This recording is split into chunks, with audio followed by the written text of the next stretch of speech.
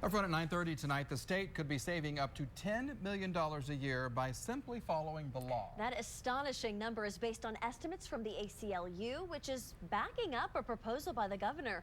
Fox 25's Phil Cross tells us about the partnership between liberal and conservative groups that has uncovered wasted money and wasted lives. It's tonight's Waste Watch report. It is not often the governor of Oklahoma and the ACLU agree on something, but in this case they are, and it's a big deal because we're talking about wasting money on keeping people in prison longer than they need to be, and in some cases longer than the law allows. My father's a wonderful man. Carrie Logsdon shares these pictures of her dad, Jack, during happier times. He was a businessman who the state called a criminal. Bewildered. I mean, outraged once he found out what it meant. But at first he was bewildered because he had no idea what it was. Jack Logsdon is a white-collar criminal, nonviolent. He was convicted in a check floating scheme involving a bank the feds would eventually shut down. 2 banks participated in a scheme and floated a substantial quantity of checks over a period of a couple of years. A federal investigation cleared him, but he was brought up on state charges. And after he turned down a plea deal to the fraud charges, a racketeering charge was added to his case. Racketeering is involvement in a criminal organization or conspiracy, but he was the only person that was charged. Of the 17 charges, only the racketeering carried serious time.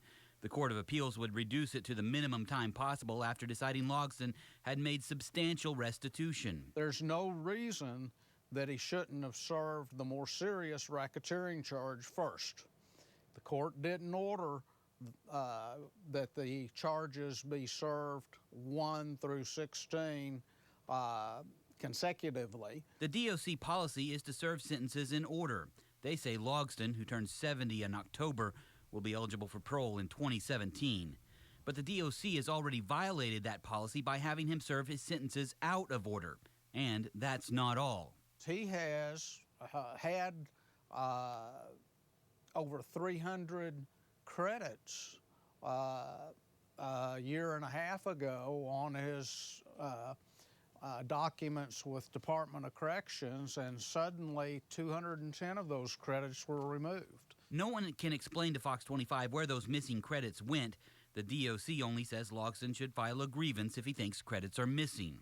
We are addicted to putting people in cages and forgetting about them. Brady Henderson of the ACLU of Oklahoma says Logsdon's case is similar to many other nonviolent offenders who are not being credited for good behavior. Because we're doing this with thousands of offenders, it's actually costing the state, we think, several $1 million a year. The ACLU told the Department of Corrections it is preparing to sue the state over the misapplication of state law regarding the earning of good behavior credits and the application of policy. The law tells you that you have to serve X amount of time, and DOC is artificially adding a few months to that.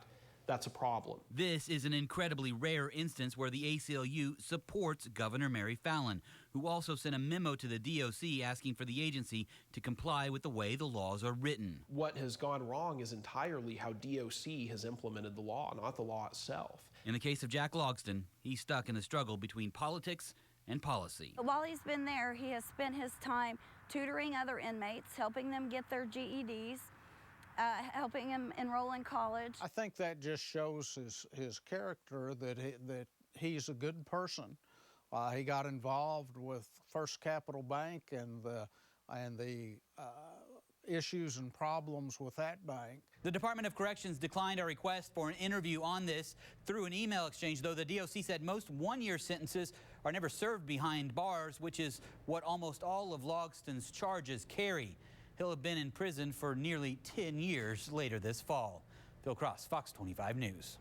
The Board of Corrections hasn't formally responded to the governor's order to change policy. Its next meeting is later this month.